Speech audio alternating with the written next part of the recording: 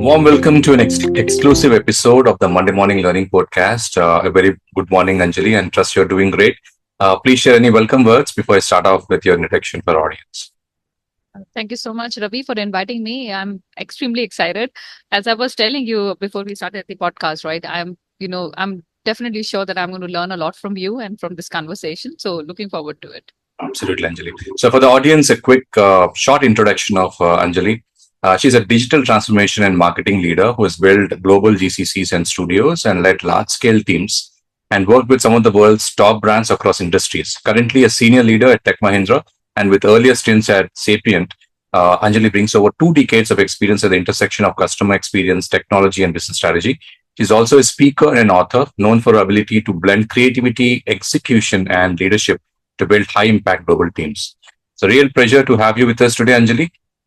A quick themes that we are going to look at, 5 themes for today. We're going to start out with beyond sound bites, depth in leadership and learning.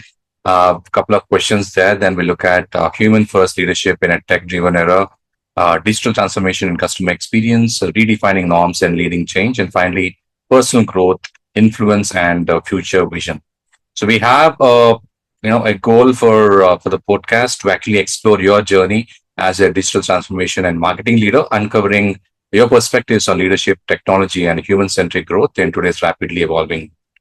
So, first couple of questions for you on theme one. You often highlight that not everything meaningful can be reduced to short messages.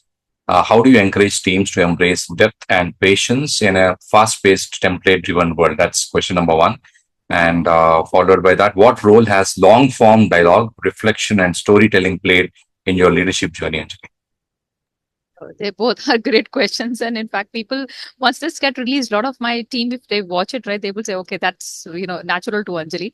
I'm personally a storyteller because I think I can narrate, I can tell stories, right, very easily. And let me ask a question. When will somebody tell a story? People can tell stories, right, when they have done something in life, right? They were actually doing something which people have not even thought of, right? There are stories of challenges, there are stories of success after the challenge gets converted into something meaningful, right? And then you would love to talk about it. You would love to share that wisdom with a lot of other people and also learn from others, right? So again, how do I reduce that to a 30 seconds or maybe 15 seconds? It will be nothing but a template answer or a template word.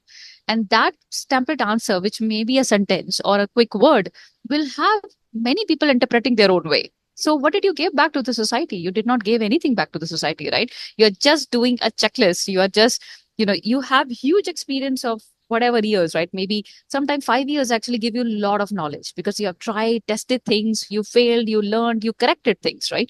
There is a story behind what really worked and what did not work. And you want to really give that nuances back to those people who want to listen it honestly, right? So that's how I am. And if you work with me as a leader, obviously you will get a lot of patience. You have to have that, right? Because I'm a person who will never rest, right? When I say I will never rest means I will always keep disrupting something, always keep, making my team think over something, right? Do something new. Because I'll be very honest. If you just keep pampering and keep telling people you are the best, right? Then there is another one coming and telling you, gentleman or gentle girl, you are not best. There is another one, right? So why to give that chance? So as a leader, what is very, very important and what I keep doing, keep telling my team to think outside the box, right? And how do you do that? You just don't have to keep saying it because then it is just a word coming out of your mouth. It doesn't mean anything. Yeah. You have to really give them problem statements and give them real scenarios to keep solving. You have to invent those problems, right? And you have to be smart enough to see problems. There are enough problems around that you can actually solutionize very quickly, right? So as a leader, I always ensure that I keep pushing my team beyond the limits that they have, right? And then they will discover something that they have never thought they were capable of. I can quote few examples. Uh, I started the shared service model many years ago, right? When the world did not have much knowledge about how would you run a shared service model for a creative function, because doing creative out of India, right, was a big question. People thought technology still can be done, but how do you do creative? People need to really sit next to me and then do it. But we said, okay, why can't we change that? What does it need? It need us. We have talent. We have capability. It need us to just convince the other person that we know it all, right?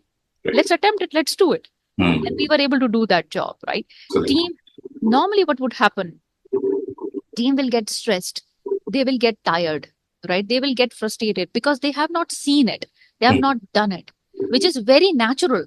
So as a leader, you have to keep, guiding them, coaching them, be with them, play with them, work with them. When you do all that, in 6 months or 1 year maximum, they get habituated and they can see the merit, right, in what they have done, right? So that is how it is. So this is what I've been doing, right? When you talk about long form storytelling is nothing but an output of hard work that you have done, output of work that you have really done.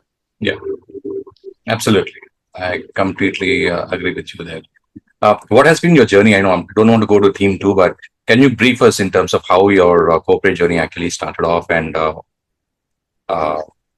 yeah, My corporate journey was just an accidental thing, to be very honest. sure. you know, I was working with an organization as a 2D, 3D animator and a CBT designer. And then I was just for not an MNC job, and I was thinking I should really get some MNC. Maybe one day I will work in an MNC. I will be in a cab and then coming back home and all that, glamorous thing I was thinking of, right? Yes. And one day I was coming back from work and I saw somebody entering a building. Right, a lot of people were entering a building, and I went to the door and I questioned the security guard.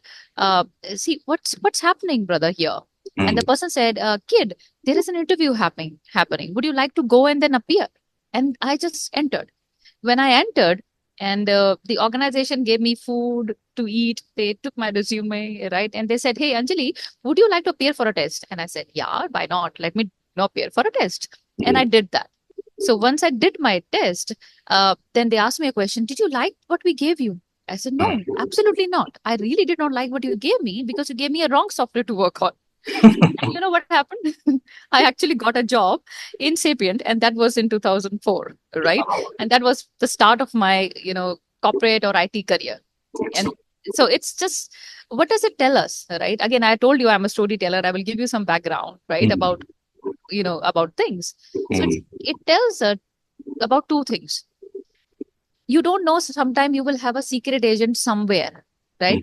Being your, just your mentor or your sponsor. So this time my sponsor was a security guard, right? He made me move into that building, right? And then what was there? You got a chance. It is up to you to play the match. Absolutely. Can you play the match the right way? Do you trust yourself? Do you trust the craft that you were taught? If you know all that, you will win the game, right? And just be righteous. Always speak what is right.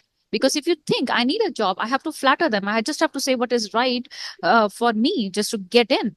Yeah. Excuse me. You would have not got the job in the first place, right? Or I would have not got the job in the first place. So this is what I think now I look back and reflect. I think I did the right thing that, at that point in time. Hence, I am where I am. If I wouldn't have done it, I wouldn't have got that first hit, which was again sponsored by a secret agent. Absolutely. Absolutely, Anjali. Lovely journey there.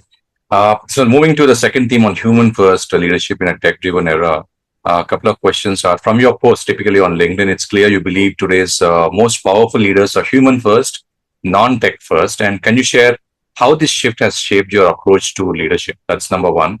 And what's the kind of advice you have for CIOs and digital leaders balancing technology mastery with human empathy and vision?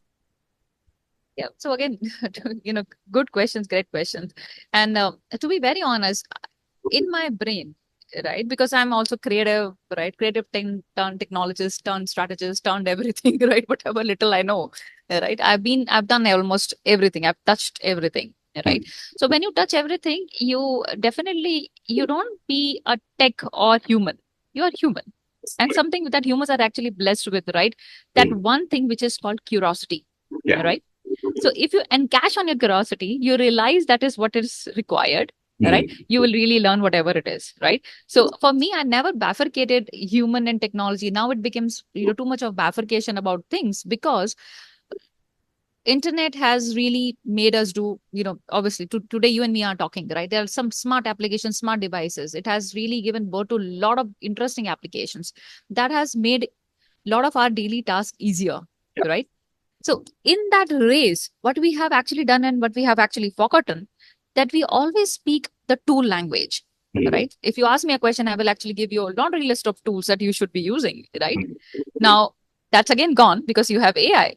AI is an agentic, will be a combination of multiple tools, and it all happens at the back magically. You don't have to really worry and wonder. So, excuse me, what are we even talking about? Why did we actually left the human centricity in the first place, or human language in the first place? Yeah. Right? Which is, do I understand my people? Do I understand the end consumers? Because just imagine, if you are a shoemaking company, the people who you have employed in your organization, aren't they your customers? Yeah. They will be your customers as well, right? Absolutely. Yes. Correct. So you need to understand human and human emotions, their sentiments, their requirements, their needs, their wants, right? And then use technology to communicate that message back to them, deliver that product back to them. So how can you differentiate human and technology, right? It's just we speak so much of a programmed language, 0 and 1, that we have really forgotten who are you selling it to. You are actually selling it to human beings, right? Absolutely, I get it. Sometime back when I was doing this podcast with some of the leaders, one of the leaders, Shubhai, was actually asking advice from Pankaj, who heads analytics at Aditya Birla Group. The question typically was around his daughter. She's basically got into college just now, and with this chat GPT and the kind of, they need to create essays, assignments and stuff like that. It's become very easy, and it's easy to mask as well. Nowadays, if you look at LinkedIn, right, a lot of posts saying that people come up with chat GPT generated content, and some people actually tell chat GPT and the prompt saying that generate unlike chat GPT kind of version, take out all the dashes and the stars, and it's make it difficult for people to really predict. So Shivaji was saying that how in our age we actually learned the hard way. We wrote, we had Brendan Martin, everything we actually wrote, and we experimented and failed and then learned. And nowadays with these AI tools, how is it that children will not be having the same kind of learning curve? What's your opinion on that? This is such a beautiful thing, and I've been talking about this a lot, right? So again, I'm not envy of any innovation, by the way. Innovation is so what I actually ended up saying to somebody, right? When there is adversity, there are problems. Obviously, there'll be something that you will invent, right? So that's innovation, right? Ultimately. So every person has their own personal experience, and that's how they phrase or define a particular word, right? Mm-hmm. See, I agree. Today, there are a lot of shortcuts available, right? For example, a young kid can say, okay, why do you want me to even go and write about something, right? I can use ChatGPT, and then ChatGPT will quickly give me an essay, right? I don't have to practice using pencil and then keep writing. A lot of people in US, kids don't even use pencil to even write. But excuse me, we as humans, right, were blessed with all of these natural skills, right? We are increasingly becoming I would say slave of a tool that we have only invented, created. But overdoing anything is actually harmful, right? We should not do that. So while there is one set of generation which is actually getting mesmerized with this new tool because it is giving a lot of shortcuts to things, right? We who are a seasoned player who've been in this industry, in this world for many, many years, our duty, our job is to also bring people back to the natural stuff, right? Because you remember, everything has this curve, right? Right now we are at the peak, there will be a decline. People will come back. Right? So, but as long as we as parents, we as leaders, we as companions, we are talking to others and telling them, or rather, see, preaching is not great. You don't have to preach anybody, right? What you need to do, you have to create an environment where they have to really experiment the natural skills that they were blessed with. Let me give you an example. I was also teaching films, right? I had a 6 months of that experience also. I used to teach filming. What I learned, right? You might be even, they will actually take you into a room, block you, and you just sit there, right? You have to come up with an idea, right? Even today, I can give ChatGPT so many smarter, interesting AI tools which can generate script. But if you read those scripts, you will say, excuse me, it is not narrating what I really want. You will do another reprompting. Then again, it did not give you. You will do a third time prompting until unless you get what you really wanted to say, right? So the chat GPT and all of these tools, AI tools, are your companion to give you that language. Over the course of time, it will start listening and understanding who you are, what your mentality is, what is your background, the field that you want to narrate, and it will give you some ready-made copy that you can further refine, right? Which is true. But what I was trying to point out, can you block these young kids and people in a room and ask them to ideate something? I will tell you, guarantee they will sweat within 30 seconds. Let them sweat. Let them worry. Let them get anxious. right? It's all good, because then what will happen? After 6 hours, 7 hours, they will come up with something and then they will clap for themselves. Yeah. So you got me. We have to figure out goods from both the sides, right? You can't have abuse one and appreciate another, right? You have to really figure out how can I connect both sides of the world and really be meaningful. Absolutely. People like yourself and me, when we use these kind of smart tools, we know how to use it wisely and correctly. Yeah. And they are smarter tool for us. But Absolutely. for youngsters, there are these tools which are mesmerizing them to shortcut. If you take this as a shortcut, you will fail. Yeah. Yeah. No, absolutely. I think I get it. A lot of students will benefit from this advice, Anjali. Thanks for that. Coming to digital transformation and customer experience team, couple of questions around you build and led global studios at scale, and what are the biggest lessons you learned about designing customer experiences that truly resonate, and how can organizations avoid getting lost in tools and trends? We touched upon it, but instead build authentic, value-driven digital transformations, Anjali. Yeah. So again, I will, break this answer into 2, 3 parts, right? And I might ask you to repeat your question once again, because with the flow, I might forget. So how, when I started and created these kind of center of excellence or globally distributed delivery models, so we call them as GCCs today and so forth, right? What was the need in the first place? The need in the first place, right, was that we have a we wanted to become not a complete tech organization that actually does the back end heavy lifting. We wanted to actually create an experience, right? Design an experience. What that experience is. If I may ask you, right, Ravi, what kind of experience you are getting talking to Anjali right now? You will not say, Anjali, you will say, okay, it's a good or a bad experience. You will not say it's a tech experience or it's a creative experience, isn't it? Right? So that's what it is, right? So if we now take that in, the studio, so the thing that I formed, right, I named them as studios at that point in time. The need was to actually bring technology and creative together as one whole. If you don't do that, right, what was happening? IT organizations were actually losing a lot of work back to the agency environment, right? And what would happen? A particular brand, I told you, right? Maybe there's a brand that makes shoes. Somebody is talking very human centric. There's a TVC ad, right? And so forth, talking about all emotions. And the other one is actually making websites and so forth, which doesn't narrate the same message. Yeah. And it's broken. Yes. So why don't you bring all of them together and then ensure the brand communication, brand messaging, and brand sentiments are intact across all different channels and platforms that you would have? So that was a birth of actually designing this kind of centralized model called studios, called COEs, or what you call them as GCCs, right? Now, what was my learning? That was your question. When I started doing it, I obviously was not that knowledgeable person, because it was something very new that I wanted to do it, because I thought, why don't I bring work for my team in India and make them do a lot of interesting work? That was the only ask that I had, the only thinking that I had in my mind. And we coined them as different names today. But at that time, I just wanted us to prove that we as Indians and the team in India is capable to do creative work for also all the different international clients. We have that capability. We can design and we can build, we can do research also. Now, with that objective, I had to really convince my stakeholders sitting on show that we are worth it and we can do that job. They also thought, okay, fine. Okay, but show me evidence. But you don't have any evidence, right? How will you really make that happen? So I learned that there is something called persuasion. And persuasion can only happen when you have data to support. And at that point, I did not have any data. What I had was passion, commitment, and fire to do something. So I worked with my team and requested my onshore stakeholders to at least give me a chance, train us, and after we are trained, we will start delivering. Right? So they did train us.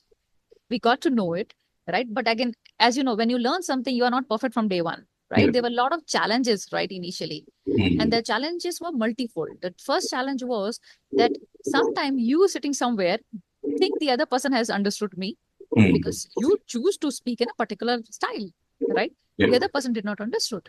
So there is a lot of perception that you start forming. You assume something.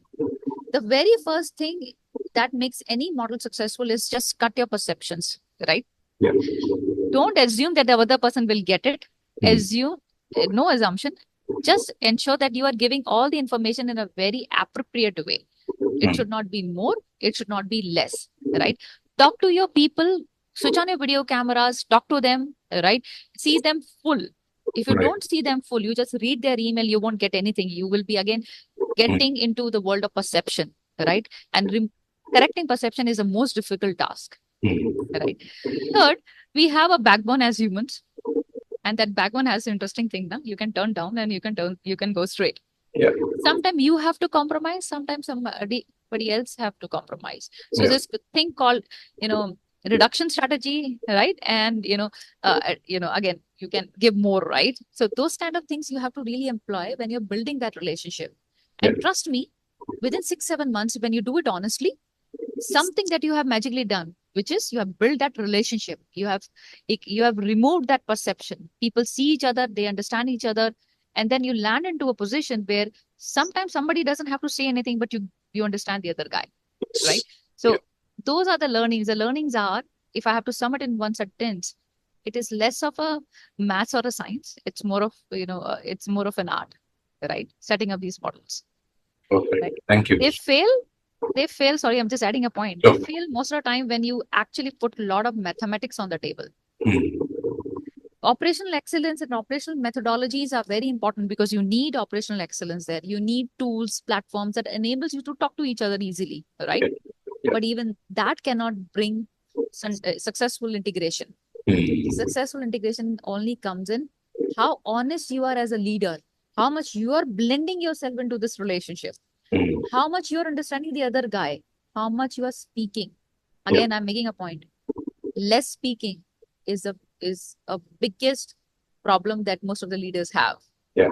You have to speak, you have to convince, you Mm. have to really engage. When you do all that, it Yeah. will start setting up things fantastic.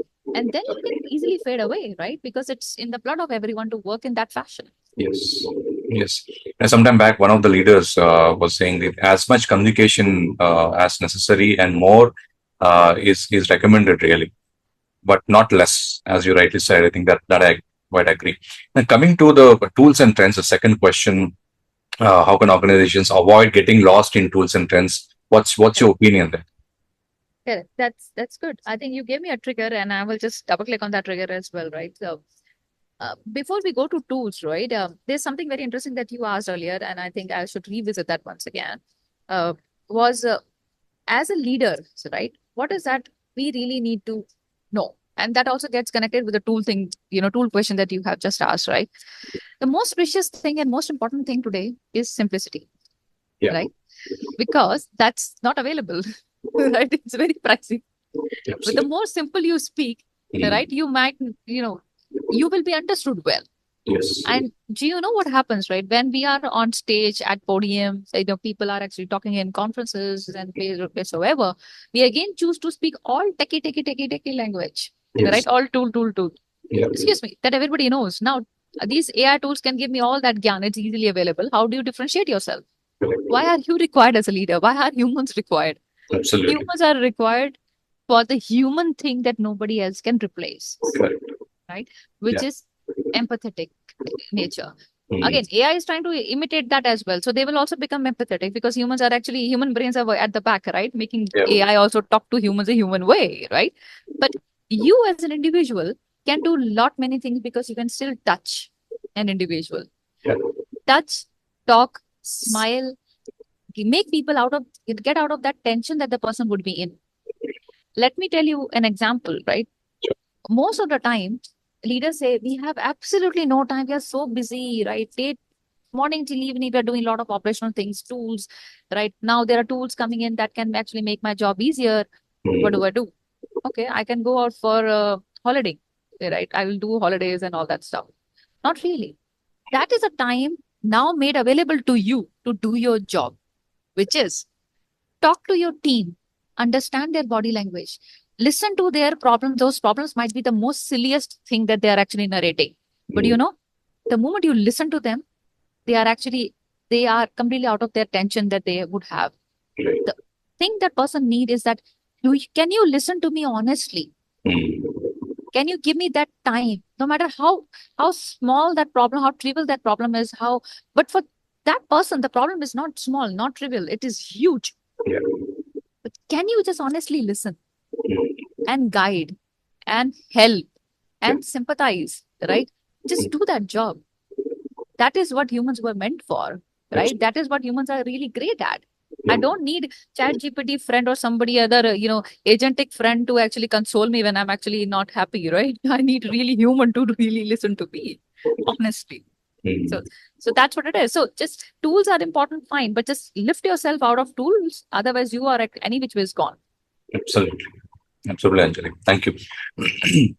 Moving to theme 4 on redefining norms and leading change. You often again write about redefining norms and experimenting with new practices, Anjali. And what's an example of a bold change you led that transformed outcomes for your teams or clients? And the second one is on how do you create a culture where people feel safe to challenge norms and being disruptive and bring disruptive ideas to the team? So the first one first is what kind of changes, right, that we have actually done or brought, right? So I'll just start with a very simple thing. And I was thinking when you were asking, right? I most of the time actually make my team do things that they have never attempted, never done before, right? And I will tell them, and I'm a very, very odd person. I will actually tell my team, please, this is the simplest problem I'm actually giving you. I might give them a brand name, right? Say, okay, please come and tell me, do a research about that brand and come and tell me.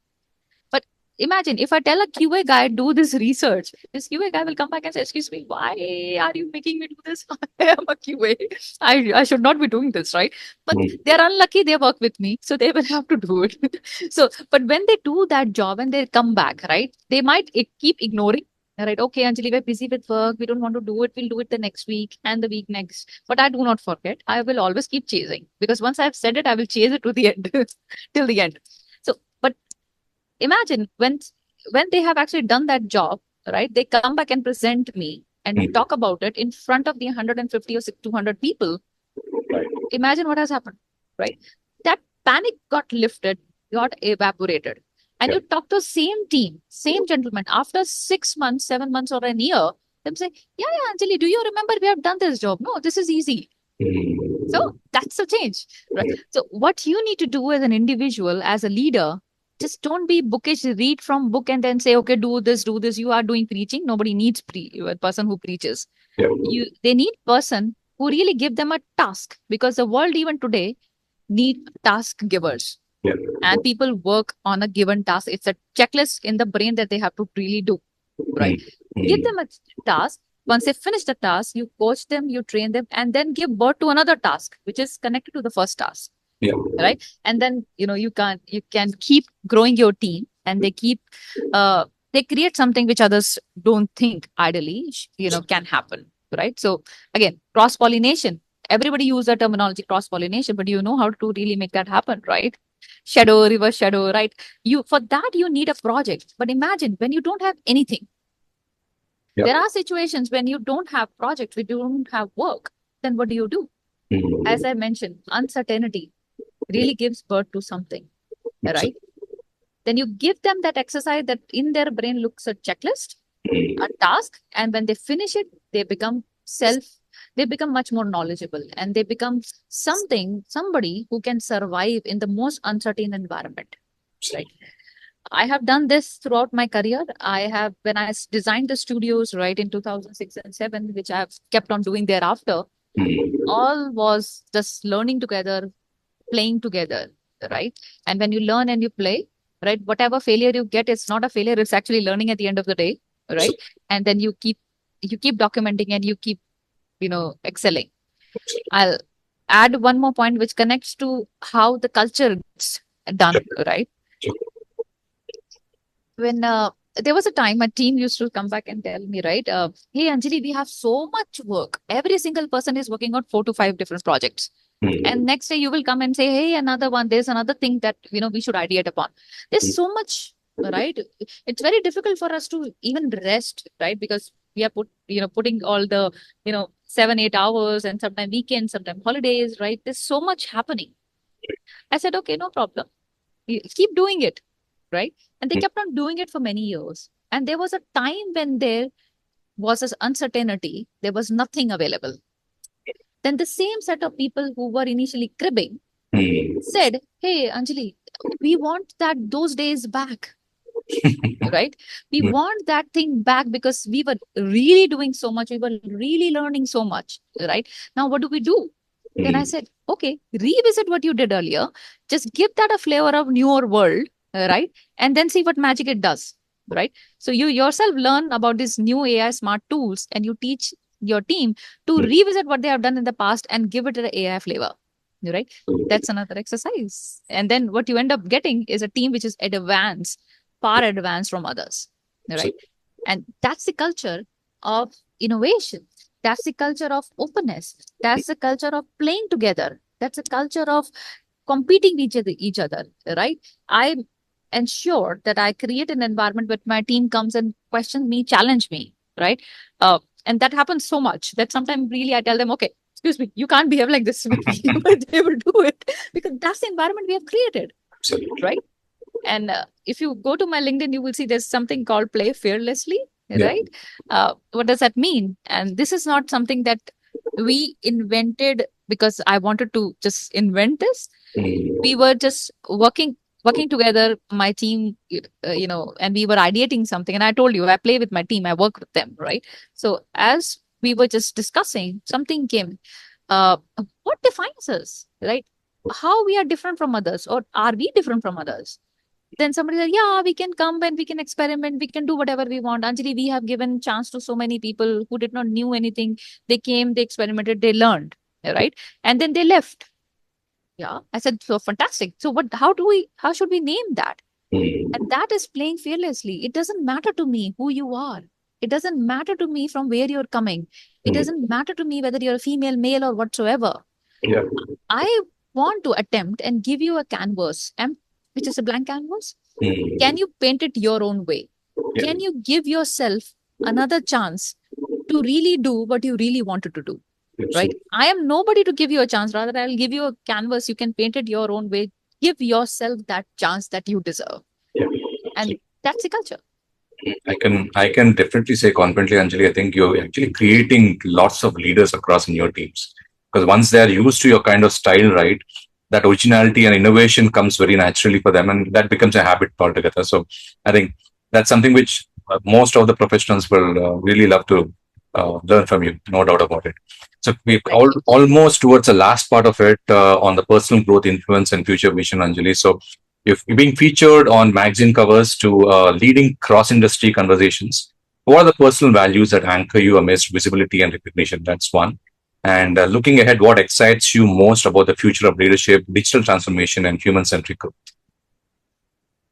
Good. I think I've spoken about it, but I'll just say it once again. I think what defines me, there are two things that defines me, right?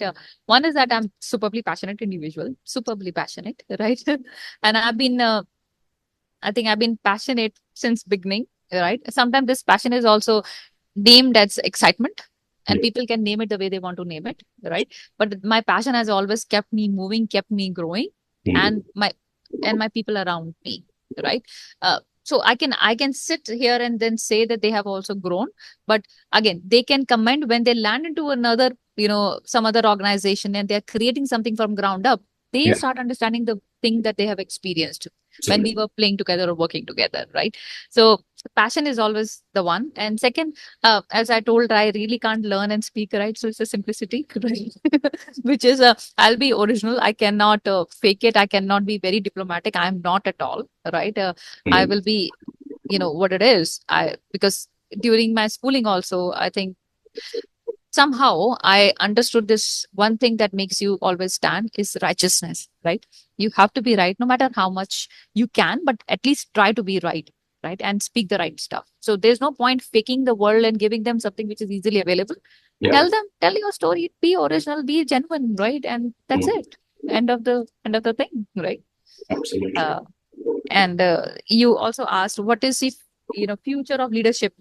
What excites you most about the future of leadership?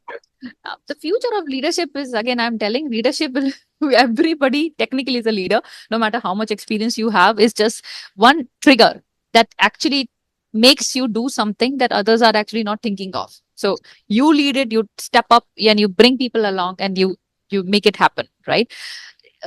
With advance of technology, a lot of automation coming in, a lot of smart, we will live in a world where humanoids will be there as well. They will become reality for us in India as well, right? As we proceed, what will really differentiate us as individual, as leaders? You cannot continue to be a technical giant, right, or technical expert, because excuse me, that it doesn't have a life, right? If you claim you are today, Yeah. tomorrow you're gone. So Yeah. what really will make you sustain and live in this era is that how much human you are, Mm. how much genuine you are, how much simple you are, how much you want to really share, how much you want to really learn. Yeah. And that's it. Yeah. Absolutely. I think one final question, Anjali, because you are very, very creative. So I just want to ask you. Now, a lot of our conversations with leaders, right? One theme emerges in terms of how innovative Indian corporates are. And we compare ourselves 30 years back, Satyam and Infosys years, and then HSBCG coming to Hyderabad back in 90s, late 90s rather. The discussions basically around the leaders are saying that we've been very good in terms of delivery, right? The client in the UK, US says this is what the SLA is, these are the parameters, and we go beyond delivery. They're very happy, and we've been making them happy over a period of 25, 30 years. That's been the case throughout. Now with the GCCs coming in, and we need to suddenly start being innovative. That's where I want your opinion. How can a mindset of a leader, so say for example, someone has been in this particular environment for 25 years, Yeah. started as a customer service executive, now is the senior vice president, been in the delivery excellence kind of mode all through, now wants to innovate or really has to innovate. Uh, how's that mindset actually? How can we change it? That's one question which I have. And secondly, parallel to that is products. And if you look at what the great products that we have, whatever ChatGPT is a recent one, but all the great technology products, if you really look at it, have come from the West, UK or US, most likely in US. Why is it that we are not able to do it? Because, like you, Anjali, there are a lot of creative people here. Why can't we come up with creative products? Is one parallel question which I have. No, great question. First of all, I'll do also, Ravi, I'll try to make some corrections, right, in the mindset people have today when we talk about GCC, right? And I was invited for in a conference where I was also speaking about it. See, what is GCC, right? It's again global capability centers, right? Did we not had that? We always had it, right? When I mentioned I made a studio with my previous organization in 2006 and 7, what was that? Again, globally distributed delivery centers, Yeah. right? Right? They were always there. And you asked me specific question, how did you form those center of excellence or global distributed delivery method? The same nuances, same concepts, right, are still there. Today, we have coined a different name and we are saying, okay, now a lot of organizations want to set up their capability units in India. Now there's a big boom. Let's do it. Earlier, we were doing it bits and pieces, right? As service industry was always doing it, some bits and pieces, right? Technology was always a thing that we were delivering in that fashion. Yeah. And what you're saying that why we do not innovate and we deliver, but we deliver well, right, is a question not of today. It's a question that's been there since 2006, 7, and from that time as well. But when I told you, when I was setting up studio in 2007 and 8, right, people, my own people used to come back and say, India can deliver, but not a quality, right? So is that a perception or is that a fact? First of all, you have to understand that, right? There are both the things. If you keep pampering yourself, okay, it's a perception, they can think what they want to think. The fact would be, yes, there is a problem, right? When you do your proper QA of your own things, right, of your people, of the mindset, of the methodology, right, of the process, you will figure out there is a problem, which means you can fix that problem, right? As long as you understand there is a problem, there are 100% chances you will be able to fix it if you want to fix it. That's also the mentality of a leader.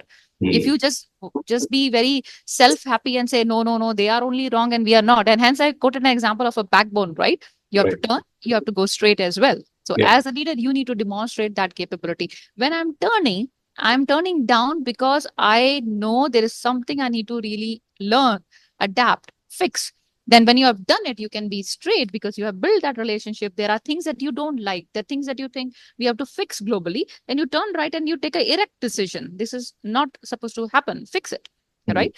So these were always there. The problem about innovation and people in India, be it technologists, be it creator, be it anything, right? Don't get out of the daily things because where is room?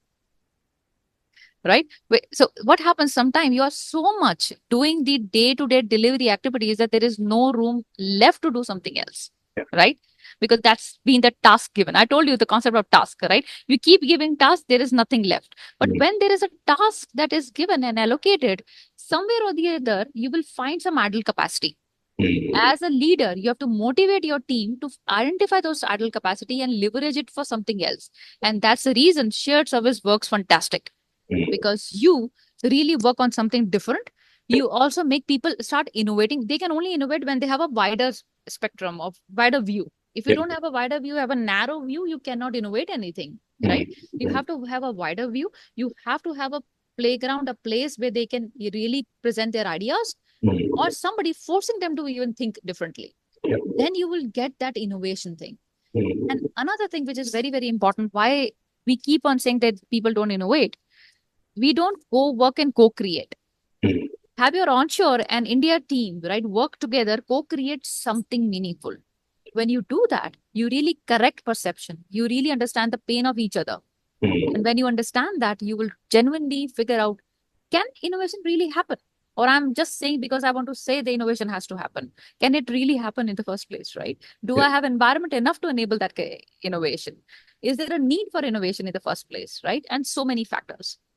Now, going to again step, again expanding this further, right? There are many organizations, many outside organizations. We use those products, right?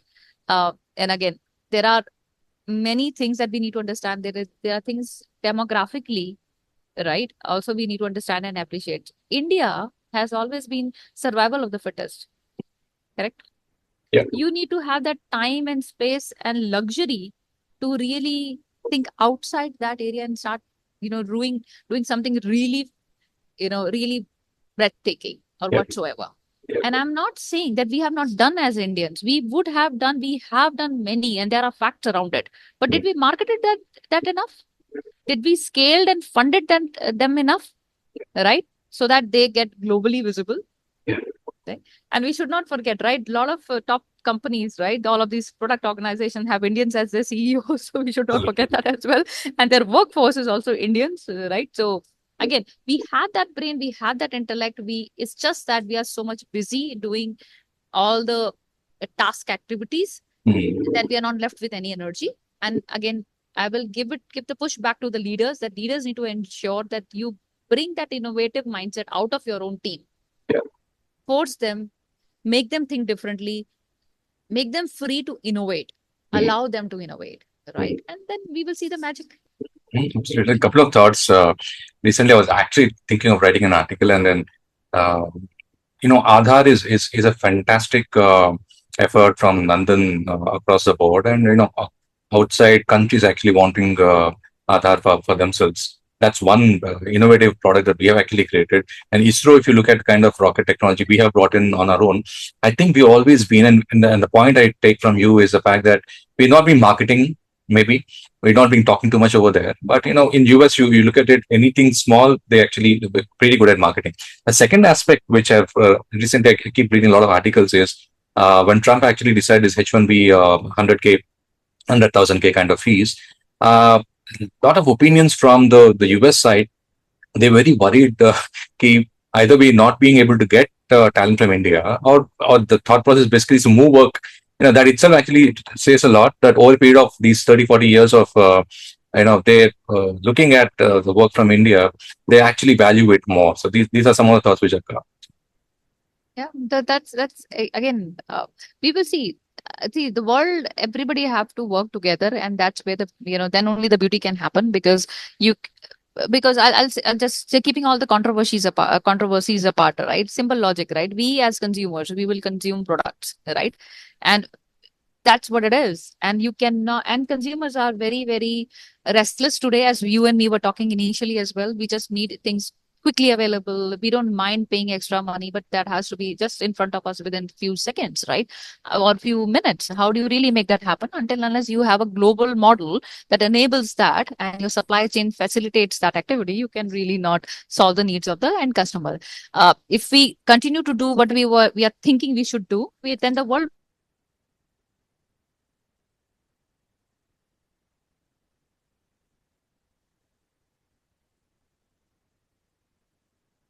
Anjali, I lost you there. blended world.